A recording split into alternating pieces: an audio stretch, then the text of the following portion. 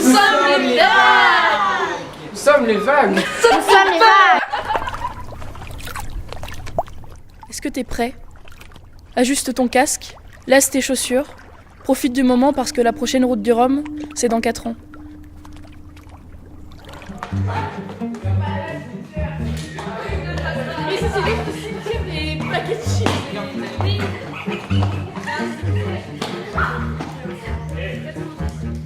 Tanguy, que font vos parents en ce moment même?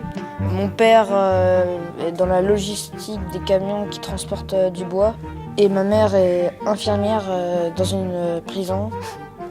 Et vous, mademoiselle Yuli, que font vos parents? Ma mère, elle travaille pas. Il n'y a que mon frère qui travaille. Yuli, la première fois que tu as vu la mer? Vu que, étant petite, j'habitais à Futuna. Et à Futuna, toutes nos maisons ils sont près de la mer. Et du coup, toute mon enfance, j'ai vécu près de la mer.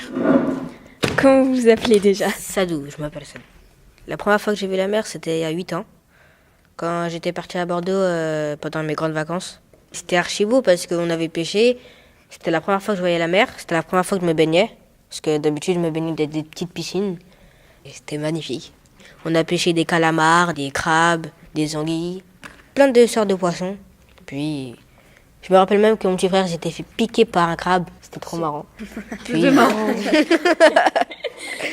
Ouais, c'était vraiment marrant. Il courait dans toute la plage comme ça. Non, c'était marrant.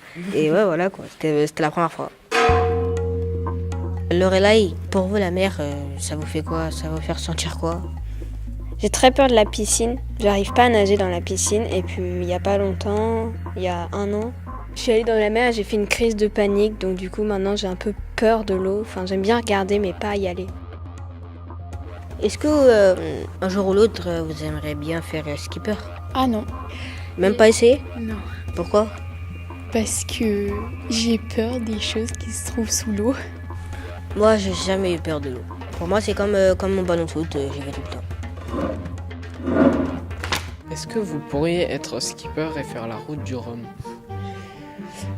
Je sais pas trop, j'ai un peu peur de la solitude. Je travaille sur moi-même pour arriver à être bien quand je suis seule. Mais c'est un peu compliqué, donc faire Saint-Malo, Guadeloupe seule. Bon, je sais qu'il y a des radios et tout, qu'on prend des nouvelles de moi, mais ça, je sais pas.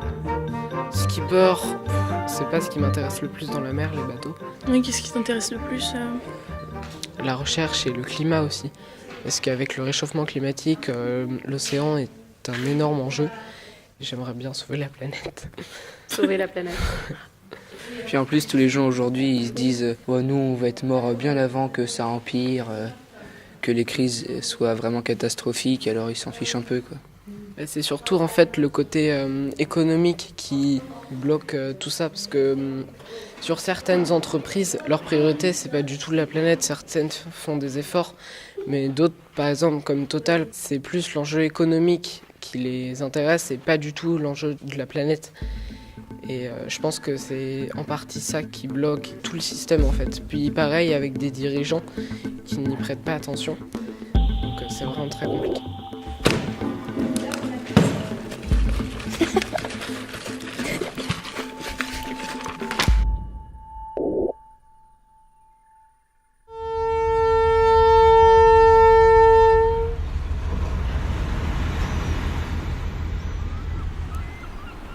Il y a le soleil qui scintille sur l'eau, là. Un soleil comme ça, un calme pareil, c'est rare. Certaines personnes, les vieilles Belle-Îloises, ils m'avaient dit un jour, c'est un jour donné.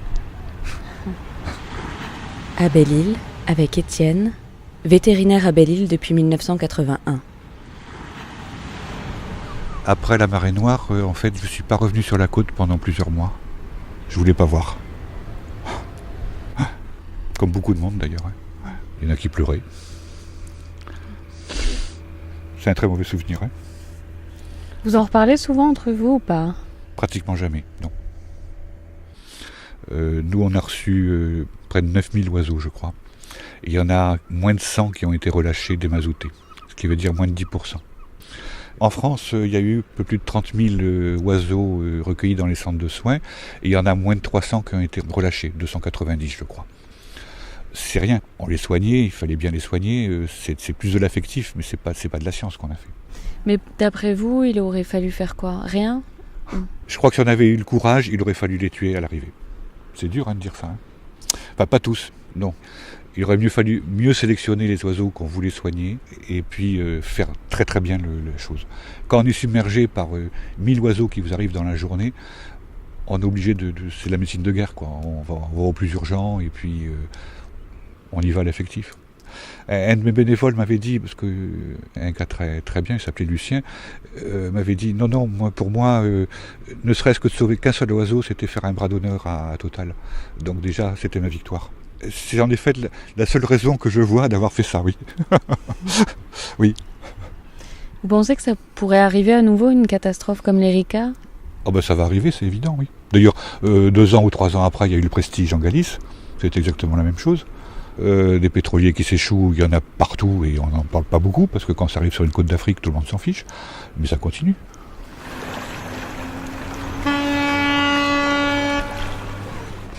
Ça sent bon? Ouais. On a commencé comme bénévoles, on était des locaux. On habitait ici et puis il y a eu le drame. Benoît, 39 ans, a nettoyé les côtes pendant 1 an, bénévole, puis salarié d'une entreprise de dépollution, Le Floc, un sous-traitant de Total.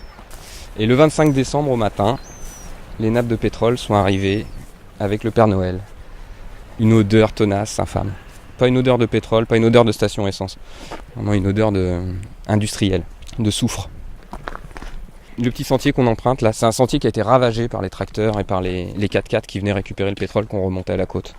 Et tout était noir là? En bas, c'était pas noir, non, c'était brun, rouge. La couleur du produit était un brun foncé, brun rouge. Bon là tu vois, et là c'est beau. Là on voit plus rien. Là, c'est magnifique. Ouais, c'est la crique de Borderune, c'est ça, on y est. C'est là qu'on était à marée basse à venir récupérer ce qu'on pouvait récupérer. Et Benoît, ça a mis combien de temps pour nettoyer cet endroit-là, la crique de Borderune? Elle a jamais été vraiment nettoyée. On nettoyait ce qui était apparent, ce qu'on voyait pas, on le laissait là où il était. Il y avait toute une campagne de communication de la part de Total, ouais, il y avait des hélicos. Ouais, Belle-Île a servi de vitrine. Ils sont arrivés, ils ont promis aux 4 communes de Belle-Île de rendre Belle-Île dans l'état dans lequel elle était avant le drame, à condition que cette communauté de communes s'engage à ne pas porter plainte.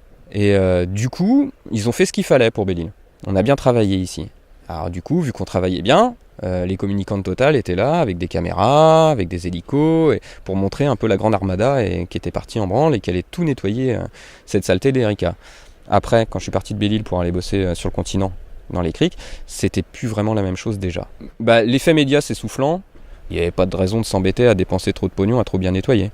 Et donc on rejetait à la mer. Vous rejetiez à la mer? Ouais. Et qui vous ordonnait de faire ça? Les chefs d'équipe qui travaillaient dans... Le Floc, cette entreprise qui travaillait avec Total. Qui était sous-traitant de Total, ouais. La dépollution en elle-même, c'était du cosmétique. Vraiment, c'était du cosmétique. On cache la misère, après les gens ne le voient pas, c'est pas un problème. Et puis quand nous, on braillait, on s'est retrouvés au bout d'un moment en porte-à-faux aussi avec l'économie locale.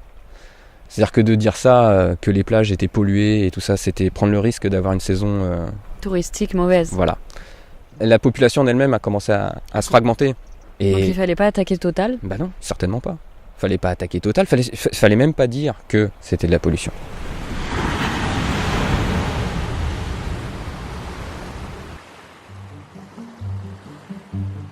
Allez, viens, je vais t'emmener quelque part. Dans l'eau, en nageant, je contemplais les parasols plantés dans le sable. Il y avait du monde aujourd'hui, mais presque personne ne se baignait. J'avais l'impression d'être le seul à profiter des vagues. Mon regard se baladait sur les enfants qui construisaient des châteaux. Les rayons de soleil qui parvenaient à traverser les nuages gris se reflétaient sur la mer. Je plonge, je nage, profite d'un petit poisson qui passe devant moi. Je vois une lumière. Je me dirige vers elle. Je n'ai plus rien à perdre. Je m'éloigne de la côte. Plus j'avance, plus l'eau est sombre et d'un bleu terrifiant. Des sons glaçants me font regretter mon choix. La lumière se rapproche. Tout bouge. Je perds mes repères. La seule chose que je perçois est une présence. Je tourne la tête. Un œil gigantesque me fixe.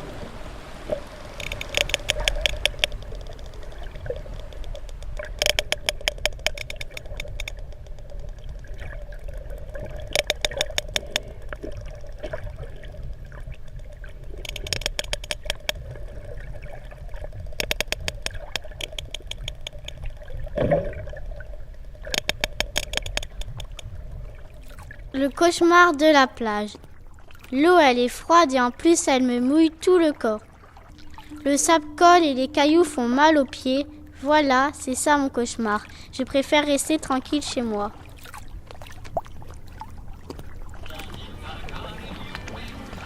Bonjour Morgane. Quelles sont votre passions en dehors de la voile? En dehors de la voile, j'ai plein de passions. Par exemple, je fais de la plongée. Donc j'adore avoir la tête sous l'eau et pas que sur l'eau. J'aime les voyages en général. Vous avez peut-être entendu parler d'une des orientations de mon projet, c'est la protection de la planète. Donc je suis aussi passionnée par l'écologie, par tout ce genre d'actions. Donc voilà, parce qu'on a une planète qui est fragile et qu'il faut préserver, il faut tous s'y mettre ensemble. Tes idées pour protéger la planète? Au quotidien, j'essaie de consommer le moins possible. Par exemple, et puis j'essaie d'orienter ma consommation, par exemple en achetant des produits bio. Et là, dernièrement, j'ai décidé de ne plus jamais acheter de brosse à dents en plastique. Donc t'es un peu dans le mood zéro déchet. Ouais, voilà, exactement. Déjà au niveau de la consommation, après au niveau de mes actions du quotidien, bien sûr ne pas jeter de plastique parce qu'on sait que là aujourd'hui il y a des grosses problématiques au niveau des océans, qui récupèrent tous les plastiques qui sont sur les continents et du coup tout se retrouve en mer. Après ça se dégrade en plein de petites particules et les animaux ingèrent ça, donc voilà, c'est un gros problème, donc surtout ne pas jeter de plastique. Et puis j'ai un grand rêve, c'est qu'un jour je rêverais de pouvoir participer à la construction d'un bateau éco-construit, donc pourquoi pas un bateau de course, et un bateau qui produirait 0 émission de CO2. Voilà, un bateau propre. Donc j'essaie de faire plein de choses. Saint-Malo, 25 octobre 2018. À toi qui as su me faire naviguer et qui me noie dans tout cet amour qui déborde d'émotions lorsque j'entends ta voix, j'ai hâte de prendre le large et de te rejoindre. Car 16 000 kilomètres nous séparent, je me sens si seule sans toi autour de cette vaste mer bleue. Plein de bisous de la part de Clara.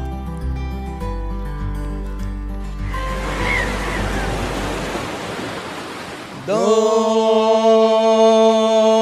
mon sac de matelot, j'ai mis tout ce que j'avais de plus beau. Souvenirs de tout pays, bouteilles de rhum et de whisky. Une montre et elle ne marche pas, ma pipe et mon tabac. J'ai mis l'harmonica que j'avais acheté à Malaga. Avec mon harmonica, je souffle la voile à l'harmonica, pour la gigue et la polka. Écoutez ça les gars, faut faire l'harmonica. Le groupe des Corsaires Malouins a été créé en 1981 par monsieur Roland Mazurier des Garennes. Les Corsaires Malouins, pourquoi ? Parce que Saint-Malo, c'est une ville de corsaires. Autrefois, c'était beaucoup de bateaux armés qui faisaient la course, qu'on appelle la course. Et donc, c'est tout naturellement que le groupe se retrouve avec ce nom Corsaires Malouins, c'est-à-dire Corsaires de Saint-Malo. Si vous deviez choisir entre abandonner la mer ou la musique, qu'est-ce que vous choisiriez ? Oh, c'est une question bien difficile. Je pense qu'on n'abandonne ni l'un ni l'autre. Je crois que ça va de pair. Je crois qu'on aime la chanson et on aime beaucoup la mer aussi. Est-ce que vous avez un message à travers vos musiques ? Je dirais que c'est toujours l'amour de la mer. En fait, si vous voulez, nos chants au tout début, dans les années 80-81, ça a toujours été des chants de marine, mais des chants de pêche, puisque à Saint-Malo, c'était un port de pêche. Les marins, ils partaient au mois de février et ils allaient à Terre-Neuve. Là-bas, pendant des mois et des mois, pêchaient la morue. Donc à Saint-Malo, c'était la pêche à la morue. Donc nos chants ont été axés beaucoup sur la pêche et la vie de marin, mais la vie de marin pêcheur. Est-ce que vous vous sentez vraiment corsaire ? Disons, les corsaires et les pirates, c'est presque la même chose. Hein. C'est les mêmes bateaux, même équipage, sauf que les corsaires, ils avaient une lettre du roi qui leur permettait de faire la course à l'ennemi, c'est-à-dire les Anglais à l'époque. Voilà, c'est tout. Donc eux, c'était officiel, ils avaient le droit. C'était pas des pirates. Est-ce que vous avez des tatouages sur votre corps Personnellement, non, moi j'en ai pas. Non, je n'ai jamais voulu. J'aurais pu, Mais j'ai pas envie d'être transformé en papier peint. Moi non plus, j'en ai pas, mais j'ai été tenté dans ma vie, c'est vrai. Est-ce que vous pouvez nous chanter un petit air? Écoutez, là, je pense que Mike et Yves sont d'accord, je pense. Il faut savoir qu'on n'a pas notre musicienne accordéoniste. Donc, mais on va faire a cappella, pour vous faire plaisir, pour vous être agréable. Je connais un endroit sur la côte ensablée où le temps là-bas s'est arrêté. Il y a quelques vieux marins qui boivent sans remords et qui chantent des refrains salés. Le patron quelquefois nous sort l'accordéon, la patronne secoue ses jupons. Quand la bière coule à flot, tu parles d'un numéro, il y a du roulis comme sur un bateau. Allez viens, on danse encore au café du port. Quand les filles crient OK, c'est que ça va chauffer. Ça sent le rhum, le vieux tabac et le vent salé. Allez viens, on sert encore au café du port.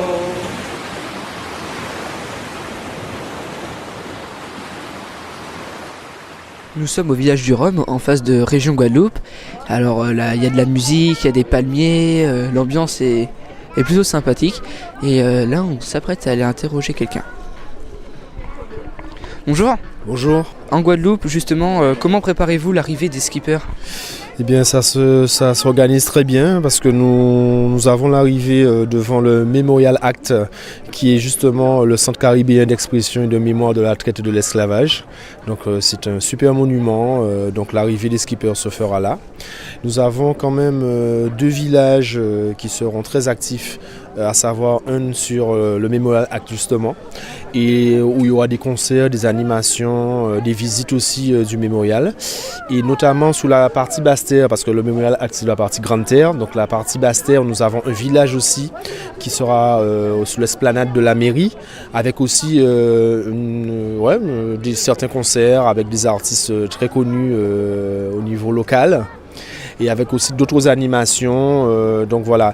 Et nous avons aussi à la marina de Pointe-à-Pitre énormément de contrats aussi concernant les différents domaines, notamment le sport et les métiers de la mer aussi. Et pour avoir les bateaux qui seront accostés, pour avoir les ultimes, les monstres des mers, les IMOCA, les classes 40, les rhums mono, les rhums multi. Donc en fait, ce sera un moment vraiment festif où il y aura vraiment une grosse affluence. Donc c'est le cluster maritime qui s'en occupera justement à la marina. L'ambiance a l'air vraiment super. Ça ressemblera à Saint-Malo ou pas ? Oui, un peu, parce que nous avons une belle marina aussi où il y a énormément de bateaux qui sont accostés. Une marina aussi où le tourisme y trouve sa place pleinement. Donc forcément, c'est vrai que bon, là c'est pas le même climat ici, forcément là-bas c'est un peu plus doux, donc tant mieux. Ce que je peux dire, c'est que les 2 endroits sont super intéressants, que ce soit pour le départ ici ou l'arrivée en Guadeloupe. Ce 4 novembre 2018, le départ de la route du Rhum est lancé. Quand on pense que toutes ces 123 personnes-là, tous sur leur bateau, on ne les reverra pas tout de suite. Les mouettes hurlantes ne cessent de piailler. Déjà 3 semaines. Une trentaine de participants sont déjà arrivés. Bientôt 1 mois et demi que tout le monde est parti. Une dizaine de kilomètres, donc 1 ou 2 heures à tenir encore. Ce 25 décembre 2018 à 13h, ton cadeau de Noël est là, devant toi. C'est Pointe-à-Pitre.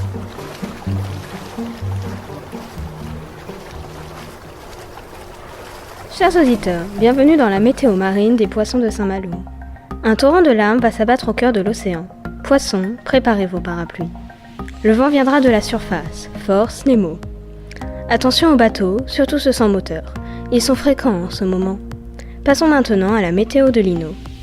La dépression des nuages va arriver par la rue de la Mulonnais, puis dans tout le haut de Saint-Malo. Ça se décalera ensuite lentement sur la droite. Les nuages seront tellement en colère qu'ils souffleront fort, si fort qu'ils feront tomber des feuilles.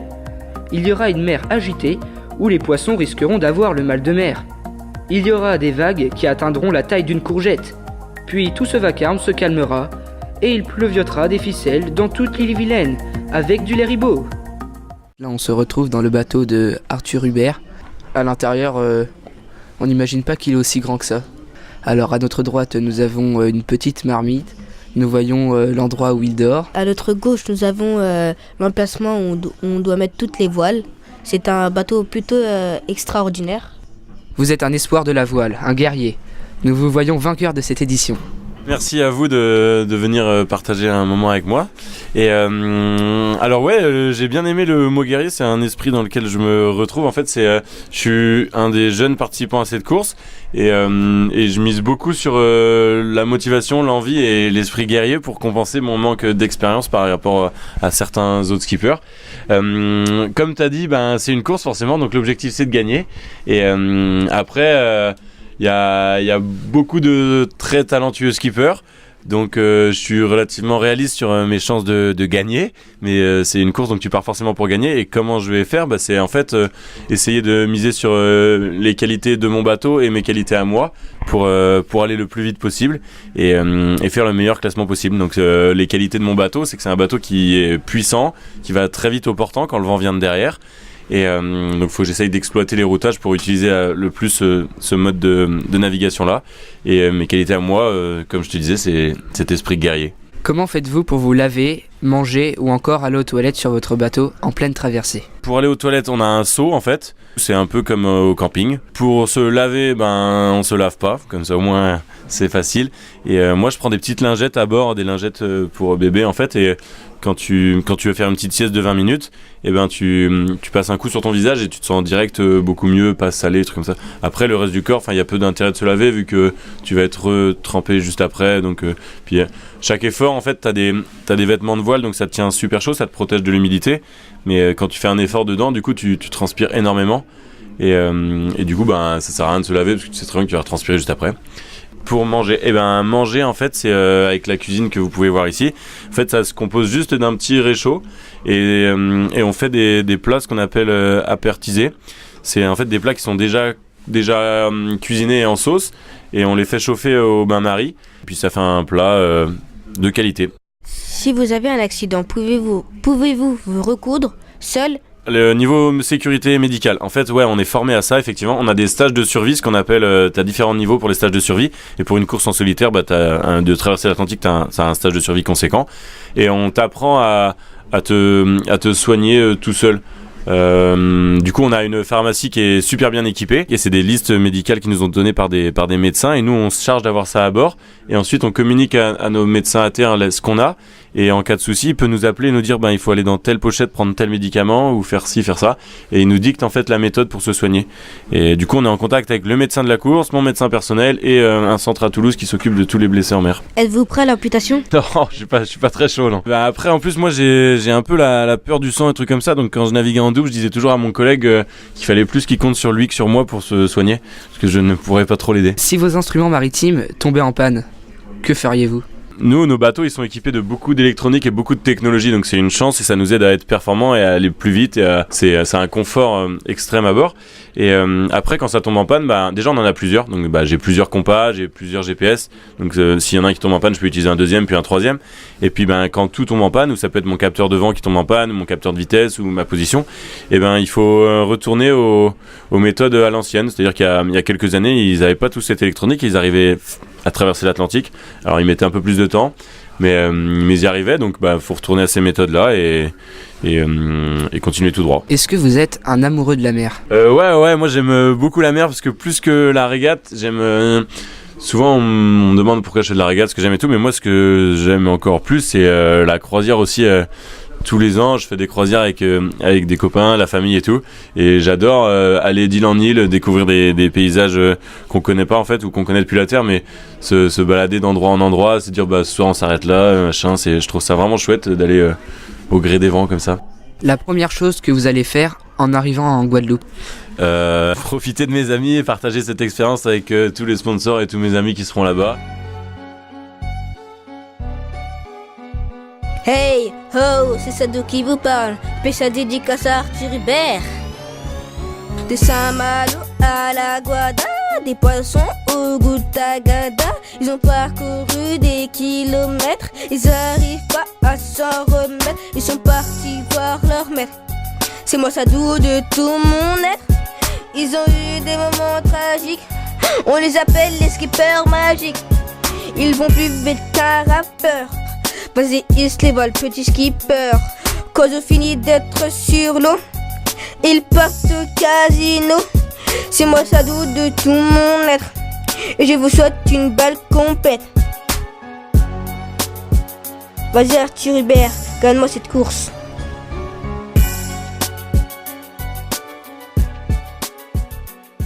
On a trouvé des gens là, on a trouvé des pirates, on va essayer de les interroger. Bonjour. On peut vous poser quelques questions sur la route du Rhum? C'est-à-dire que moi, à part le Rhum, la route, moyen quoi. Vous connaissez un petit peu... Sur la route du Rhum? Ouais. Des bateaux qui partent avec une assistance technique. Moi de mon temps, ça se passait autrement. On y allait au pif, on naviguait avec le derrière. Vous avez un favori, un bateau? Ah, le premier? Ouais. Elle a raison, notre favori c'est celui qui gagne. Ah bah ouais. Le dernier qui arrive, on va le piller. Ouais. Il arrivera jamais à bon port. Bonjour. Bonjour. On peut vous poser quelques questions par rapport à la route du Rhum? C'est nous qui posons les questions en principe. Vous le sentez comment là pour la route du Rhum en tant que policier? Là on attend beaucoup de monde. Ça Ah va ouais. être calme parce qu'on est performant. Ouais. Ouais, du coup ouais, ça va pas être trop compliqué de gérer la circulation, tout ça. On a l'habitude, ça va se faire. Il y aura forcément des bouchons. C'est pas la première. Hein. Ouais. On va s'y ouvrir. Excuse-moi, je me suis arrêté pour le coup. Ouais, c'est bon, ça tourne. Alors là, on aperçoit Jonas, quelqu'un de plutôt grand avec des cheveux roux bouclés, et puis on s'apprête à aller le voir pour aller lui poser quelques questions. Bonjour Jonas. Donc là, je Salut. pardon, Alors ouais, nickel. Du coup, on vient vous poser quelques questions. Tu veux qu'on aille sur le bateau ou on les pose ici? Ouais, avec plaisir, carrément. Bon bah on va rentrer là, on va montrer nos passes. Test de sonorisation. C'est peut-être un peu fort, j'entends que ça accroche encore un petit peu. Vous avez déjà vu un départ de course comme ça sur les pontons, etc. ou c'est la première fois? Oui, il y a 4 ans, effectivement, je suis venu pour voir le départ de la route du Rhum. Alors je parle, Serge, en même temps je parle près du micro, donc peut-être que les invités seront peut-être un peu plus loin aussi. Et vous, c'est quoi comme type de bateau que vous avez? Bon, bah, très bien. Alors moi je fais courir dans la catégorie des classes 40, donc c'est la classe la plus représentée sur la route du Rhum. On va être 53 au départ, et avec un niveau de course qui va être assez élevé, donc il va y avoir une sacrée bataille navale sur l'océan, je pense. Moralement, comment faites-vous pour tenir autant de jours au milieu de la mer? Bon, c'est pas mal d'entraînement et de préparation, on ne se décide pas la veille pour partir sur ce genre de course.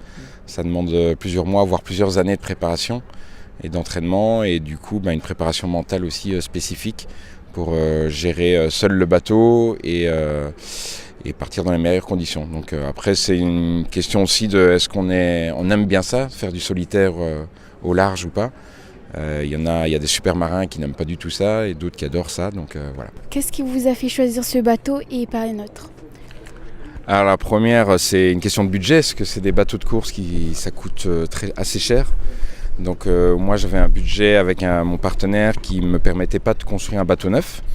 Donc du coup j'ai vu sur le marché qu'est-ce qu'il y avait de potentiellement performant et à un prix qui rentrait dans mon budget, donc c'était la première raison. Et puis là l'histoire est sympa avec ce bateau-là, c'est que il y a 4 ans il a fait la route du Rhum, mais il a été abandonné juste après. Donc il traînait depuis 4 ans sur un terre-plein derrière un chantier. Et moi je savais ce qu'il avait dans le ventre, mais il fallait juste s'en occuper. Donc quand je l'ai récupéré, il y avait de la verdure sur le pont, il y avait un peu des trous, il était sur des palettes en bois, donc il avait vraiment une sale gueule, hein. Et donc avec l'équipe, on a monté une équipe, on a fait un super chantier, on l'a remis à neuf. Et ça me fait plaisir d'avoir recyclé un peu le bateau. Au lieu d'être abandonné derrière un chantier, il va continuer à faire des super courses. Donc je suis bien content de faire équipe avec lui. On nous a dit sur une autre interview que chaque classe 40 avait un truc de particulier. Est-ce que justement le vôtre en a un, hormis le fait qu'il avait été abandonné? Il est sous pavillon belge, déjà. C'est particulier, parce que je suis le seul belge en classe 40, donc voilà. Non, après, les autres spécificités, c'est que c'est le premier Mac 40 aussi, donc c'est l'architecte qui les a construits, c'est Sam Manuard, et il y a vraiment eu un tournant avec ce Mac 40 là au niveau architectural, entre un avant et un après au niveau performance. Donc il est de 2011, donc il commence à dater, mais ça reste un bateau qui est très performant parce qu'il avait une évolution architecturale intéressante, quoi. Alors pour vous, ça doit être un peu, peut-être pas un jeu d'enfant, mais ça doit être plutôt relativement possible, cette aventure pour vous? Oui, du coup, au niveau mental, en tout cas, je considère que la Mini Transat est plus compliquée que la Route du Rhum. Après, la Route du Rhum, ce qui change, c'est que déjà on part à une autre période, donc au mois de novembre. Donc ça peut être très difficile au niveau météo, au niveau de la Bretagne et du golfe de Gascogne. Et puis c'est des plus gros bateaux, donc c'est un effort physique qui est beaucoup plus important, parce que les voiles sont plus lourdes, les efforts sont plus grands, si on a une casse, c'est plus compliqué à réparer, etc. Donc voilà, c'est un défi différent, mais au niveau mental, je m'inquiète pas trop. Est-ce que vous arrivez facilement à vous endormir avec le bateau qui tangue? C'est un exercice particulier et auquel on doit se préparer aussi longtemps à l'avance, c'est gérer son sommeil. Là, au niveau des 53 bateaux en classe 40, le top 15 mondial, on sait tous faire avancer vite nos bateaux. Ce qui va faire la différence, c'est notre analyse de la météo. Au niveau stratégique, donc avoir une bonne trajectoire par rapport à la situation météo. Et puis c'est la gestion mentale et du sommeil qui va être très importante. Donc moi, ma gestion du sommeil, je la gère plutôt bien. Mais pour te donner un exemple, c'est que par 24 heures, je vais dormir 5 heures. Et ces 5 heures-là sont par tranche de 20-30 minutes maximum. Je ne vais pas dormir plus que 20-30 minutes. Parce que d'une part, au niveau sécurité, je ne peux pas laisser mon bateau seul si j'ai une route de collision avec un pêcheur, avec un cargo ou avec un concurrent. Donc il faut toujours être en veille. Et d'autre part, si au niveau performance, si je dois faire des réglages, changer les réglages de mon bateau pour avancer plus vite, s'il y a un changement de voile à faire, etc., c'est assez important. Donc je te ferai entendre le bruit de mon réveil. C'est sympa au niveau radio. Et tu verras l'intensité que c'est. Et même si j'ai envie de dormir, j'ai pas le choix, il faut que j'aille éteindre mon réveil. Et il est situé à un endroit où je suis obligé de me lever pour aller l'éteindre.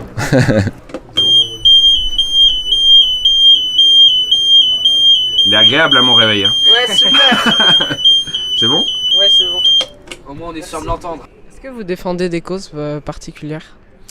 Oui, on est dans un milieu, on navigue sur l'océan. Enfin, c'est l'océan qui nous autorise à naviguer sur son dos. Mais il reste le maître absolu. Et malheureusement, on n'en prend pas bien soin. Et on s'en rend compte en tant que coureur de plus en plus souvent. Qu'il y a de plus en plus de déchets en mer, que ce soit plastique ou des conteneurs qui traînent. J'ai même déjà vu un frigo ou des trucs comme ça. Donc moi je soutiens, on a lancé une campagne avec Good Planet, qui est une grosse association en Belgique, qui travaille avec 300 000 enfants belges. Et on va essayer de faire aussi avec plusieurs écoles en France qui vont me suivre en Bretagne. Il y a des écoles en Bretagne, à Lyon, à Rennes et en Belgique qui me suivent. Et on va les sensibiliser à la protection des océans en règle générale et aux problématiques des déchets plastiques. Donc ce sera entre autres des actions pour aller faire une journée de ramassage et de nettoyage des plages en Belgique et en France. Apprendre à bien trier ses déchets à la maison, essayer de ne pas utiliser des emballages s'il n'y en a pas besoin, etc. Donc voilà. Je t'avoue que quand je pense à la mer, mon cerveau l'associe presque instinctivement à la liberté, comme si ces deux choses allaient de pair. J'imagine souvent ce que pourrait être ma vie sur un bateau en solitaire. Quelles émotions cette expérience me ferait ressentir. Peut-être que naviguer seul au milieu de la mer me permettrait de donner toutes les réponses dont j'ai besoin pour avancer. La mer a aussi un côté mystérieux. Enfin, pas la mer en elle-même, mais ce qu'il y a en dessous, comme le côté immergé de l'iceberg. Il paraît que nous avons seulement exploré 10% des fonds marins. Qui sait ce qui se cache là-dessous? Des poissons à deux têtes, ou bien même des sirènes. Je dois t'avouer que ça me rend à la fois nerveuse et extrêmement curieuse. Tu vois, je crois que je me sentirais infiniment seule en mer. Pour une personne solitaire, ça doit être un jeu d'enfant. Mais pour une personne comme moi qui recharge ses batteries en compagnie d'autres humains, je ne sais pas comment je ferais. Je crois que la liberté et la solitude sont deux sœurs presque inséparables. Mais qu'avant tout, la liberté c'est dans la tête.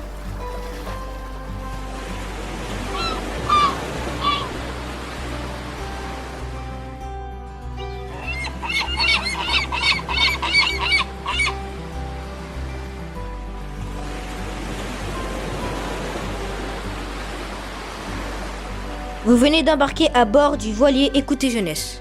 Un voyage sonore imaginé par Sadou, Lindia, Léa, Lino, Mathurin, Lorelai, Tanguy et Yuli. Et concocté avec amour par l'association COEF 180 pour le 40e anniversaire de la Route du Rhum.